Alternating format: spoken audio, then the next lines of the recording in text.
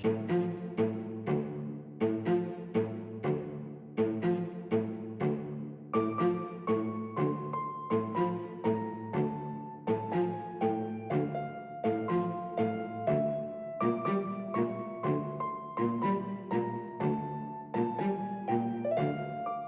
welcome to our premiere show. We're really excited here tonight. Rappaport, what are you doing? I'm reading. Okay, you read, I'll tell a joke. Hey, this elderly grandmother is walking on the beach with her grandson. The water is running in and out, and the kid is running into the ocean and back onto the beach. Suddenly, a huge wave comes from out of the ocean and picks the kid up and sweeps him out to sea. She's frantic. She doesn't know what to do. She looks up to the sky and says, God, dear God, please bring my grandson back to me. I'll do anything, anything. As she says it, another wave deposits the kid right at her feet. She looks down at him. She feels to make sure he's all right. Then she looks back up and says, he had a hat. That's a great joke. I loved it the first 237 times you told it, too. You're right. So stay tuned. We got a great show for you.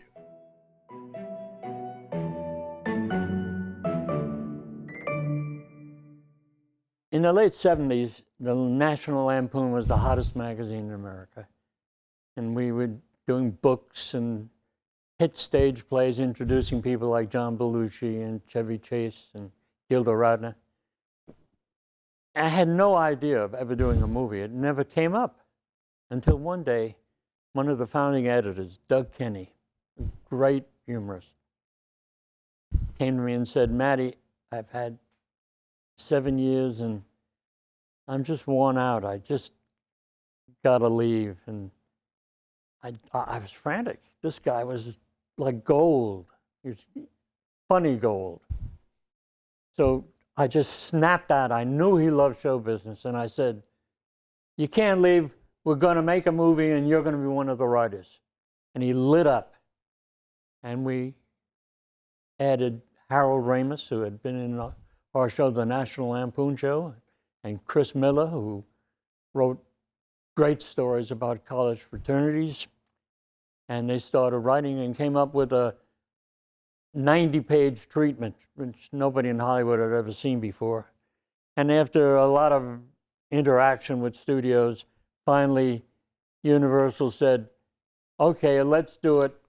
Keep the budget down, find a director. And what we found, and I know I'm prejudiced, so take it with that, we found a man who directed what I consider the perfect comedy movie. And he was the perfect comedy director for the job. And I made a point of saying when we agreed to do this show that I want our first guest to be a man who affected my life, certainly. And I know a man who made millions of people laugh in many ways, John Landis. John, how are you? Embarrassed. You shouldn't be, John. Okay. Animal House and Blues Brothers and Trading Places. Keep going. Yeah. I made more movies. Yeah. I'm going to ask you questions about you instead. This is John Rappaport over there, who I know you met before.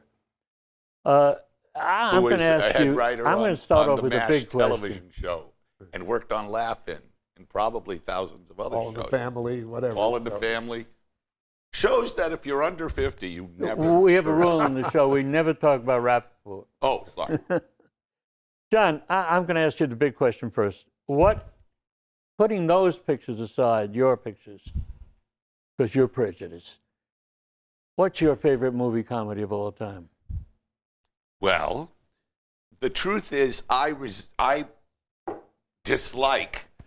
Every year, I'm always asked my 10 favorite films.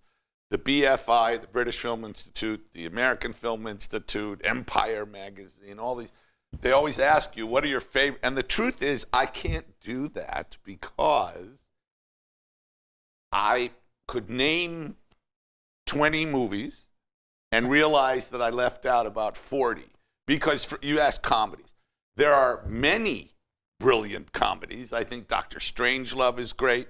I adore Laurel and Hardy.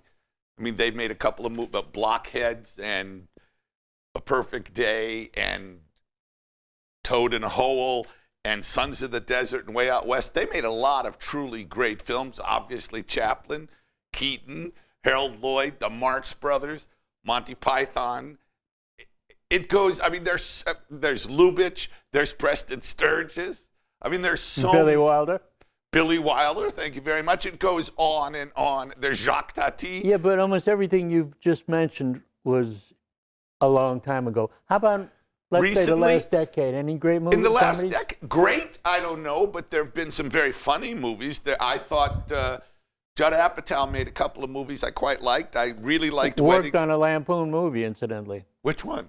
Well, we never did the movie, but he wrote it, or co-wrote it. College Bound it was You called. still own it? No, Warner Brothers owns it. Dan. The Apatow movies I really like. I really liked Funny People, which a lot of people didn't like. It wasn't that funny, but I thought it was very insightful and perceptive. It was too long. Yeah. All of Judd Apatow's things are too Yeah. long. But Was it Superbad? Superbad was funny. The one I really liked was The 40-Year-Old Virgin. Yeah, good movie. And I liked Wedding. What was it called? The one with Kristen Wiig? Knocked Up? No, I hated Knocked Up. Bridesmaids, I thought was oh. very funny. In that year Knocked Up came out, there was Knocked Up and Juno. Big hit movies. Both of them said have unprotected sex with either strangers or morons. Get knocked up and have a baby, and there'll be no recriminations and everything's fine. I was so offended by both those movies. It was like, what the fuck? I was so horrified. Anyway, Well, but I think there are lots of funny movies, but it's very difficult when you talk about comedies because the producers, Mel Brooks' original, The Zero Mostel, Gene Wilder, that to me is almost perfect. That is so brilliant. I agree. And what's interesting is, Not a big success either. well, it became a success afterwards. Yeah. It wasn't at the time, but that happens a lot. I mean, there are many movies. The movie I made I thought was very funny was Three Amigos, and it was not a success at the time. But I find that Three Amigos is I watch a lot on TV news, and it's frequently referred to. On the news? No, Yeah. the cast was amazing. Though, Well, also you know, it was a so- good. yeah. No, it was. Yeah. I like the movie. I guys, think yeah. it's funny. But what happens with movies? A lot of the success of the film, like Animal House or Black Panther, I'm very serious, has to do with the zeitgeist and whatever's in the air when they're released. If the timing is everything, and some of those are unknowable, and so many truly great films were failures and got bad reviews. And I've had movies of mine. I know, I made some. There you go. But I've had movies of mine where the critics crapped on them, and they were big hits. Yeah. I've had movies where the critics crapped on them and they failed. And I think of all the movies I've made, I've only had like two that got, even like Coming to America, got terrible reviews, and that film made $1 billion around the world. Now it's considered a classic. Like the producers, it really is a classic. Yeah. It was originally called Springtime for Hitler, which is Mel Brooks kind of sense. And the movie, which was hilarious, and it has all kinds of wrong things going on in it as far as names, word Schwarzes and all that sort of stuff, but made billions on stage as a musical. So and you know what? Yeah. I didn't like, I saw the original cast with Nathan Lane and Matthew Broderick, and there was one very funny thing in it where the guy who played Hitler, and I can't think of his name, the actor, but he did a very funny. He's the guy who died on stage. No, Kenny Mars. It was not Dick Shawn. Yeah. Kenny Mars and Dick Shawn were in the movie, the original movie. He's talking about the Broadway musical. The auditions I thought were Dick amazing. Shawn did the Broadway. No. And the guy who did it, there was a brilliantly funny thing during Springtime for Hitler where he sat on the edge of the stage and did Hitler as Judy Garland. And that was very funny. But I thought that the show was not as, because the original producers is so brilliantly cast, you can't get better than Zero Mostel and, Gene Wilder and Kenny Mars and Dick Shawn and But, everybody. I'm wet. Be right back with John Rappaport and some undercover cops.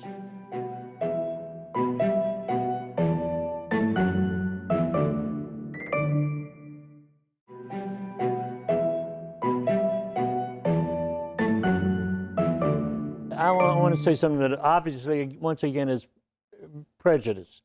But I've always felt, and I should be spanked for this, but that Animal House was the perfectly cast movie. And these were all people nobody ever heard of. Most of Belushi them. had brief fame on Saturday Night Live. But other than Donald Sutherland, who I did the 3 Days as a Favor to You, I remember that, and turned down a percentage of the movie For money, yeah. for $25,000. But Kevin Bacon was an unknown at the time. Kevin so, Bacon was a 19-year-old. Yeah, we are waiter. 1 degree from Kevin Bacon. Yeah. We gave him his first job. That's right, yeah. That's right. And yet everybody the casting was impeccable. Do you know one of the reasons for that? Was how unimportant the movie was to the studio. Couldn't get names. It was that, not so much we couldn't get names, it was that they didn't care. I mean, they didn't care about the movie at all. Ned Tannen. Believe me, I took the front of that. Well, the head of the production, who I, by the way, like and respect. I do too, But Ned thought it was terrible, and his instincts were very on the money. He wanted comedians to play all the parts. So, like, Dom DeLuise is someone, I adore Dom DeLuise. But he wanted the mafioso mayor in the movie to be Dom DeLuise. And I said, but he's a comedian. You're not going to get away from, I mean, I think comics can be great actors, but he's Dom DeLuise. You're not going to get away from that. I want a real mafioso. The same thing, you did the same thing with the music. Oh, yeah. Instead of doing comedy music, you got the brilliant Elmer Bernstein and did dramatic music, actually. It was interesting. That Elmer, the secret was, I went to school with Peter Bernstein. I remember his that. son. And so I knew Elmer Bernstein since I was 15. He took Peter and I and Andy Gold and his son Greg to see the Beatles at the Hollywood Bowl when I was 15. You couldn't hear them, but you could see them. But so when, I forgot his name, but the head of the music department at Universal. Oh, yeah, God, I'm sorry. Some old cigar-chomping guy. I'm older than you are. Wasn't the second level got Tom Mount and who's the other one? I'll get there in a second. But the thing about the music was, when he asked me, who do you want to score it? I said Elmer Bernstein, and he said, he won't return your call. And I thought to myself, oh, yeah, So I called Elmer, and he came and saw the movie and really enjoyed it and said, but why do you want me? And I told him, I want you to score this dramatically, essentially. And Brilliant move. Well, he did, and it's now the style. It became the style. They did it in Airplane. Elmer did it in Airplane, and that's basically comedy music. Now, it used to be comedic in a way that, like Henry Mancini on the Pink Panther, it was comedic music. Plas Johnson on the tenor sax at the opening. I have found in dealing with comedy for so many years that what makes it really successful is relatability. And none of the people in Animal House, the actors, were really comedy actors. They were all actors. And people could relate to them because it was them, it was the audience. And everybody, I've run into them, and I'm sure you have too, thousands of people who have said to me, I was in that gang. I was in that. I always get, I was floundering. It was shot at my school, or that was about my fraternity. Yeah. The weirdest one, you know this, but the strangest thing for me in Animal House was, for years people would say to me, I saw Otis Day and the Nights. They were great. And I would say, Otis Day and the Nights are fictional. We made them up. It's an actor and some students. But he did that for a living after he still that, does. for the rest of his life. Dwayne Jesse has been Otis Day for 40 years. He's doing it again at the 40th anniversary of Animal House in Eugene, Oregon, which is where the University of Oregon is, and where we shot the picture. The most exciting thing to me, Cottage Grove, where we shot the parade, is where Buster Keaton shot the general. Yeah. Anything really breakdown funny happened during the shooting? I thought it was pretty serious, but. Well, it was fun. I mean, the horse scenes. The horse. Well, you know that. Well, the movie was funny. The But dean of the school of the University of Oregon Oregon, was a man named like Hopalong Cassidy, William Boyd. Oh. And we were sitting in his office. That was his office, the dean's office, Right. that we bring the horse into. And I asked him, I said, why'd you let us shoot here? Because how many schools turned us down? Yeah, that's how many were there? 13. I mean, we tried. Really, it was 13? Yeah. I thought it was more, but we couldn't find a location to shoot. No, I know the figure. It's in. And we were getting desperate. Because I was getting desperate, right? Well, this school let us shoot, and it really does look like the Northeast, so we were lucky. And I asked him, I said, why did you let us shoot here? Because the script, there were things in the screenplay that read much harsher than they play in the movie. Sure. And he said, well, I never read the script. And I said, you let us shoot here and you never read the script? And he told me that years before, he'd been sent the script of The Graduate, which wanted to shoot there, and he thought it was pornography. Oh. And he said no. And then he saw The Graduate, and he said, well, obviously, I don't know how to read screenplays. So the next opportunity, he said yes. The great moment to me on Animal House was that night in Denver when we flew on the Universal's private plane to Denver and to a screening of the movie Animal House. And at the end of the picture, the audience was standing on their chairs, screaming in delight. It was a great, And it was a preview. What happened right after that is, as we walked out, Ned Tannen put his arm around my shoulder and said, what if I asked you guys to take the black bar scene out of the picture? And I said, are you losing your mind? Did you just see this audience? Do you know why it stayed in? Do you know about Tom Mount and Richard Pryor? Because Ned was adamant. I don't remember. No. Ned was adamant that we take that out because he felt that it was truly offensive and that there'd be riots across America. And I said, Ned, but it's the white boys who are so foolish. You know, it's everything about a joke is in context. And anyway, but he was adamant. I didn't know it was even after the preview. But what was fascinating is Tom Mount, who was Sean Daniel and Tom Mount, who were the two young executives who actually got the movie made. Right. He was friendly, very close to Richard Pryor, so he screened the movie for Richard. You never saw that note? You were back in New yes, York. I do. Now Well, that you Richard tell the Pryor wrote story. a note. Yeah. Says, I never, from the desk of Richard Pryor, and it said, handwritten, Ned, Animal House is fucking funny, and white people are crazy. Richard. And for that, Ned saw that as like a papal blessing from a black person. Yeah. Do you know a true story Yeah. about Animal House? Which is, there's a line when Doug Kinney says, in character as Stork, well, what the hell are we supposed to do, you moron? So the movie had come out. It was like 6 months later. It was a big hit.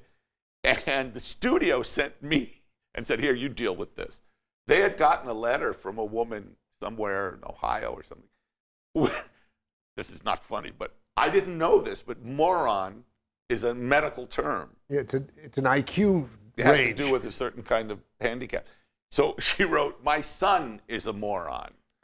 And you're laughing. I've got a few relatives who are too. And she was very offended. And I wrote her back apologizing that we offended her, you know. But you can say anything you want today. And in fact, Animal House, if you look at It's it a now. fabulous movie. No, Yeah. it's tame Yeah. Oh, compared to the projectile vomiting and this cock blockers. Have you seen this movie? No. Where, what's his name? John Cena is given an enema on screen, you know. Oh, please. And now, the serious stuff. Listen to these commercials. They pay the rent.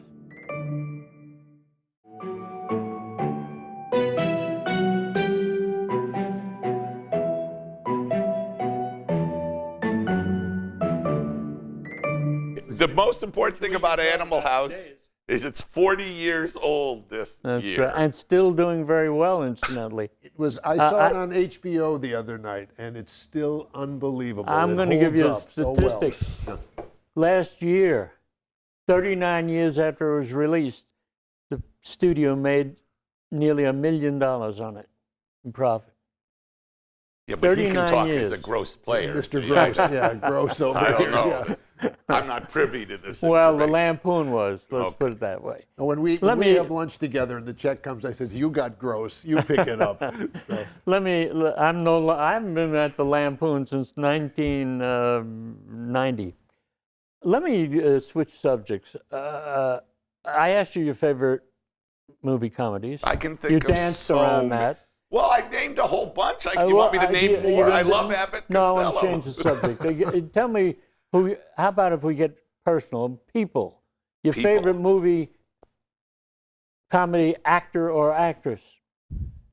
Well, again, I couldn't name just one. Name a few. Well, again, Laurel and Hardy, Buster Keaton, Jacques Tati. Well, Preston Sturges was a writer-director who Yeah, but not an actor. Well, but he's one of my favorite people. I mean, I could list more like Leo McCarey and Howard Hawks. I mean, his girl Friday is like perfect. Listen, I'm the Cary only... Grant. Cary Grant was a terrific comic actor. He was. like Jack Lemmon. I mean, those are actors who are doing comedy Well, I brilliantly, think, and they can. I think yeah. people forgive me, but this is just me. But I think all actors can do comedy. They're I actors. think comedy is the toughest. Stand-up Yeah. is the toughest thing, and a very unique and bizarre skill. Stand-up is very separate. That's And why that's- usually it's so bad. Most of it's bad, but most of everything's bad. Who are your favorite stand-ups? Oh, over the years? Yeah, well, whatever. Yeah, Well, but, I mean, that's an interesting. My favorite stand-ups, Jack Benny. Hell, But he Steve- wasn't really a Steve Martin. stand-up. He was a just- stand-up. Yeah, I mean, can but I the just shows tell were you something? astonishing. I just want to say, last night I was thinking the same thing. Who's my favorite? And instantly I came up with Jack Benny. It's Well, he's so wonderful. amazing that we both. Jack Benny. I loved His Steve timing- Martin, Yeah. Richard Pryor. Jack Benny's I'm a George timing was Carlin. impeccable. Perfect. George Carlin was Carlin, one. amazing, There are yeah. many great stand-ups. I have to say, there are many great. And I was very lucky. I saw Richard Pryor saw these guys in their prime. Woody Allen. I think Ray Romano is very funny. It's an interesting thing. When you can see a stand-up and he's firing on all cinders. When I was young, I had no interest in Henny Youngman. Oh, one of my favorite He people. would come out on stage. He's this old Jewish guy holding a violin, which later I realized how funny that was. I mean, he held it with the bow, never made an attempt. Like Jack Benny would play it every so often. He just held it. It was a prop that he just stood there with a violin and told the one-liners. I worked with Henny twice. And one time on the set, produced a movie that he was in, and I looked down, and he's wearing a red sock and a blue sock. On purpose? And I said, Henny, you're wearing a red sock and a blue sock. He said, I got a pair just like him at home.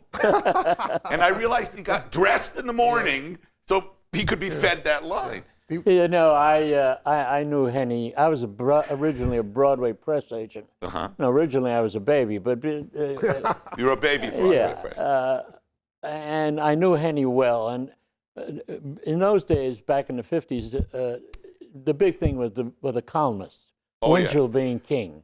If you could get somebody, a client's Sweet name smell in of Winchell. success. Yeah. Uh, That was him. Henny used to chase me around at Lindy's, other places that we frequented, and say, Matty, I'll give you $25 if you get me in Winchell's column. And I said, Henny, I don't do that, you know. But when I started making movies, if I went back to New York, he would track me down and say, you got to put me in a movie. I once walked into Nate and Al's. This is years ago, Yeah. and I was doing very well at the time. And Jack Klugman was sitting there. Not Jack Klugman. Tony. Jack Carter. Oh, big difference. Jack Carter, the Borscht guy. He's sitting there, and I walk in, and I recognized him, and I said, hi. And he said, you never hired me. It was like, oh, so I gave him a job. I one used day. both of them in The Odd Couple. Well, I Klugman actually and gave there Jack was a Carter a job. So He I was got to very say, good. I did hire Henny. I was making this movie, and to cut it as short as possible, Christopher Lloyd is running away from the cops, and they surround the house that he's in. And he's there with his lawyer, who is Henny Youngman. And he's got a briefcase in his hand, and he smashes the window and sticks his head out, and the line is, "Take my case, please." Oh. So we started shooting. Did he say it right? And we started shooting, and he breaks the window, and he sticks his head out, and he says, "Take my wife, please," which is his famous line. So I said, and the director said, "Annie, the line is, take my case, please." So we do it again. We had to fix the window. Take my wife. Do it again. Does the same thing. So I turned to the director. I said, "You know what?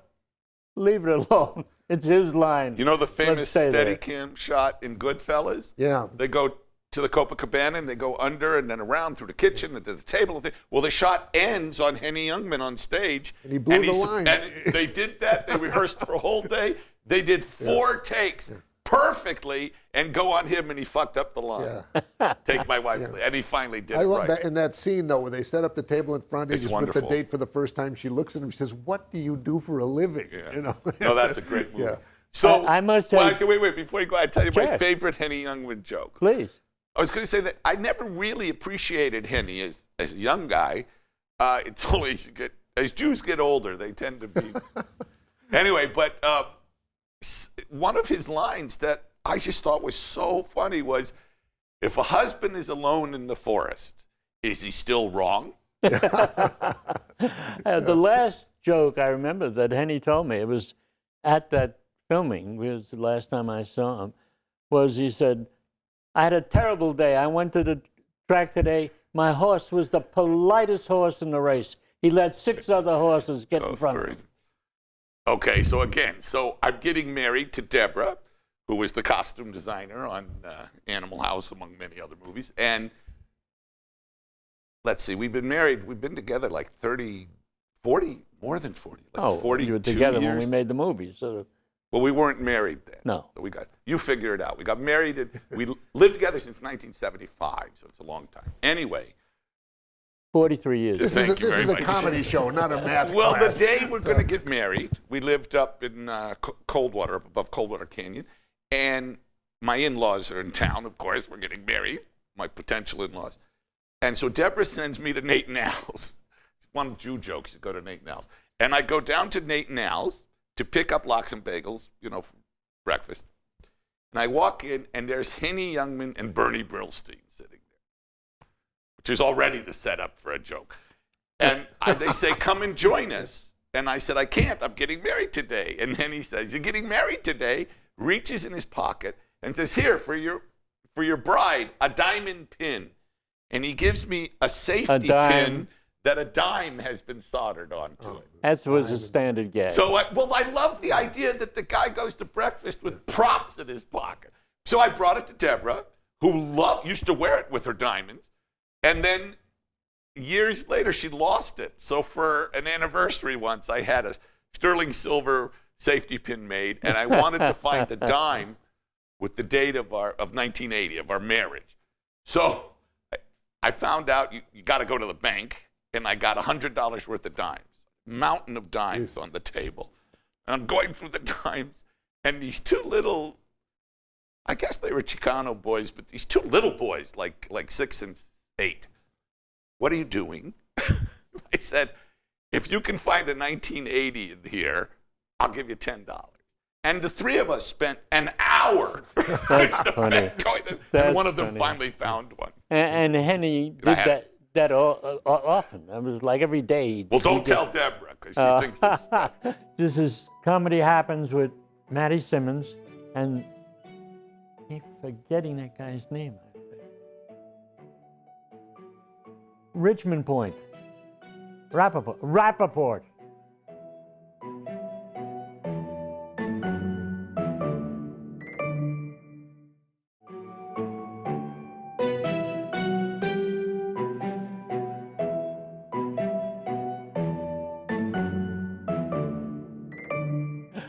John, I want to switch off and Okay, ask you anything. one more question, or at least one more.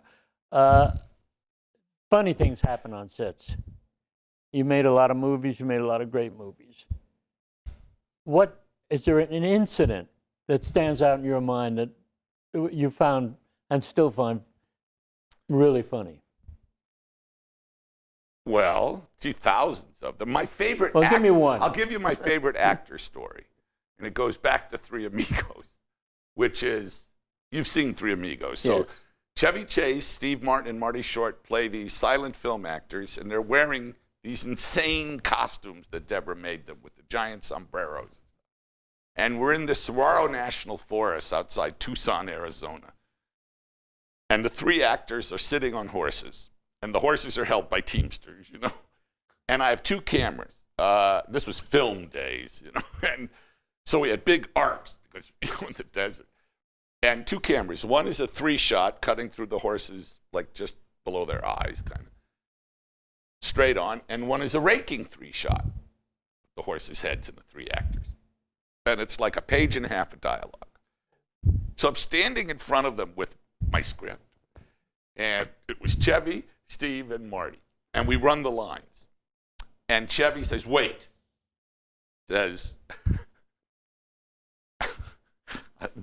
I just remember this he said, this line is terrible. I said, why do you think this line is terrible? He said, because my character would have to be a moron. I'd have to be an idiot to say this. Now remember, he's playing a character called Dusty Bottoms in a slapstick movie in which he's the dumb one. Which he's the idiot. Yeah. So I looked at I remember thinking, what movie has Chevy been making for the last 3 weeks? So finally I said, because he's really funny in the movie, by the way. So I said, well, Chevy, your character is a moron. Yes. And he got really angry with this hat, you know. And he goes, my character, look, I understand comedy. There's one thing I know, it's comedy. And my character is not a moron. So I did a bad thing. I said, Steve, you're one of the writers, for which he's never forgiven me, by the way. I said, is Chevy, is Dusty a moron? And Marty's sitting there going, like this. And Steve was very uncomfortable and went, well, he's not bright, you know. So I said, you know what, Chevy? Don't worry about it. You don't have to say those lines. Thank you. I go, Marty, you just take Chevy's lines. Chevy goes, why is Marty saying my lines? I said, because it's funny. And he said, I'll say the fucking line. I went, okay. But that was just a moment. It was like if Stan Laurel went, cut, funny. this is silly. You know, we're like, what? We used to do, you know, I obviously made a number of movies with Chevy, the vacation movies. And we used to have a standard thing with Chevy when he came up. He was incidentally a delight to work with. I've heard people complain about other movie makers, but not on vacation. He was wonderful. He and I have always had a good relationship. But we had a standard thing when he didn't like a line. We'd say, okay, Chevy, we'll do it your way and we'll do it my way. Right. You know, which I know is... And did he do it?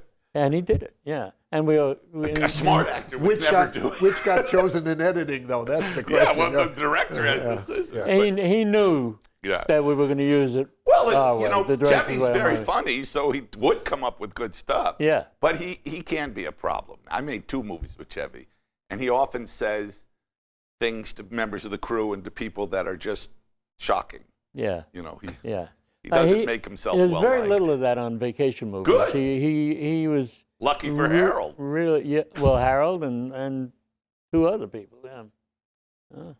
Amy Heckerling did European Vacation. Right, I remember. Okay, now I got you pinned down now. Yes, sir. I want you to tell me one of your favorite jokes. Most of my favorite jokes are, not really, but half of them are dirty, so I won't tell those. Tell the other half. Tell the other half. Well, I'll tell 2 jokes quickly. We're on cable now. 2 jokes quickly. One was the most brilliant joke of all time that I know you know. But, and George Burns, actually, I worked with George Burns a couple times, and he did it to me, which is, you have to act with me. You are the young neophyte comic, and I am the aged and much beloved vaudevillian. and when I point at you, Matty, when I go like that, you ask me, to what do you owe your great success? Okay, ready? Right. To what? Timing. To what do you? Timing. That's the joke, Fluent. Matty. That's the joke. I'm sorry. That's okay. You That's know, the that's joke. why he's had no great I success. don't know much right. about comedy. And the other, we didn't hear. Yeah. The other joke that I'm sure many people know because it's an old Jewish joke. Well, there's two of them. Do I have a line here too? No, you said, and then you laugh. I laughed when you point. There's two of them. One is the elderly couple, been married many, many years, and now Abe is dying. And he's lying in bed. He's on hospice. And Sadie, his wife of 66 years, is sitting next to the bed holding his hand. And he hasn't opened his eyes in 3 days. And suddenly he opens his eyes. And he says, "Do I smell rugelach?" And she says, "Yes, I'm baking. Could I have some?" "No, dear, it's for the company." Against my better judgment, I have agreed to compete with you in a brief trivia contest, which I concede in advance, because I know that you are like one of the great film and stage. Is it film trivia? I believe it's film trivia. We'll be right back after this break. Come back.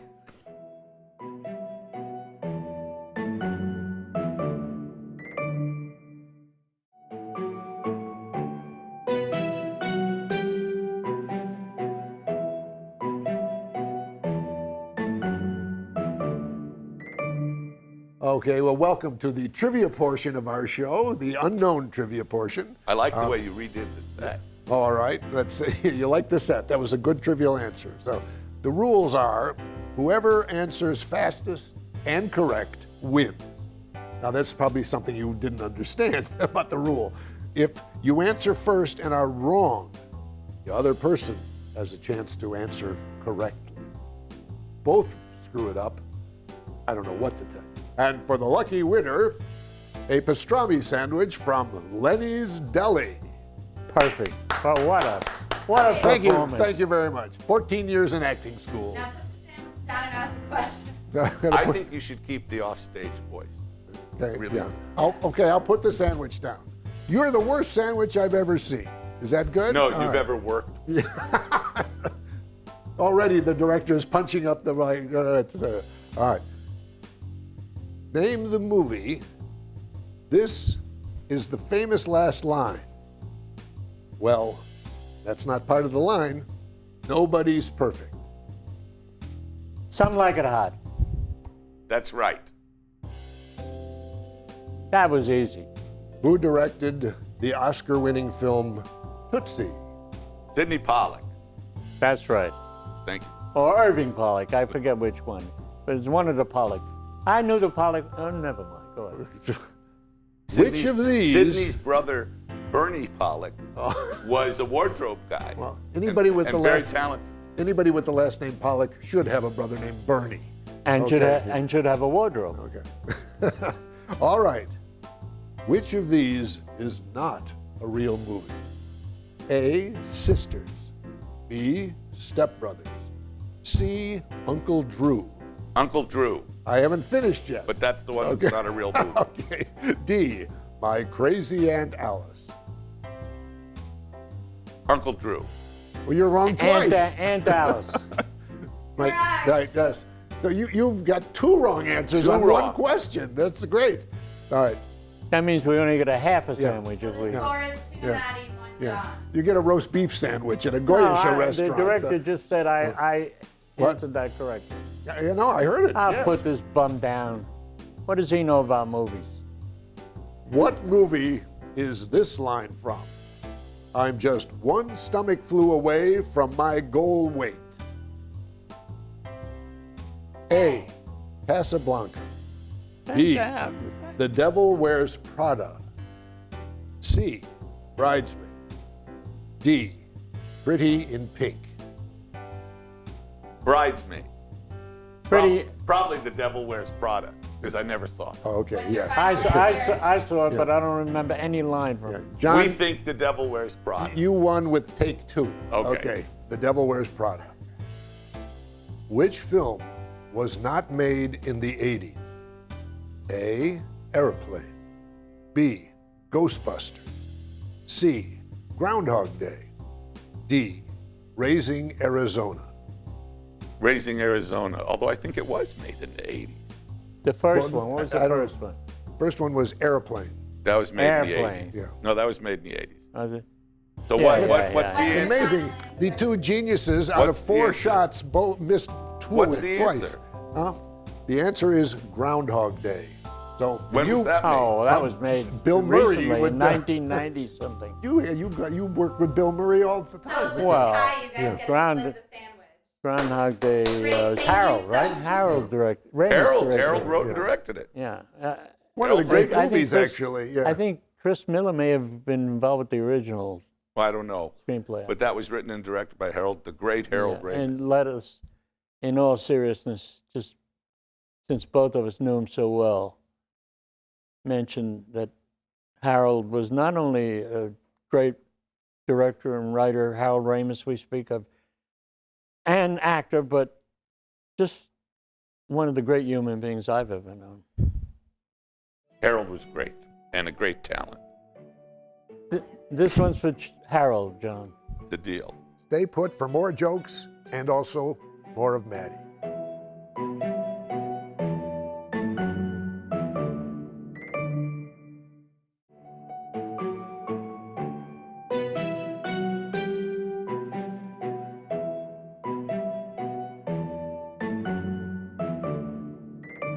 Oh, that was great. I really enjoyed sitting and talking to John. And he is not only a great director, but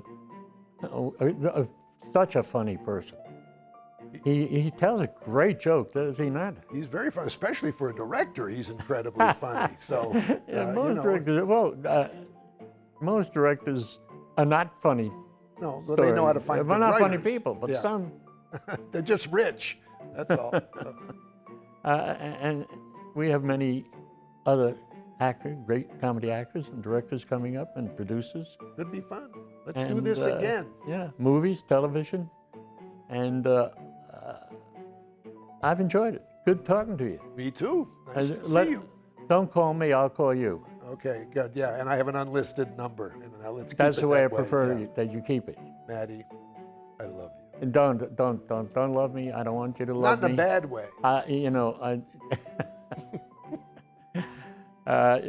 Just send me a card on my birthday, if you will, please. Okay. Or Facebook, I'll do it if we're not being listened to by the Knowing you, Russians. you'll charge me for the card.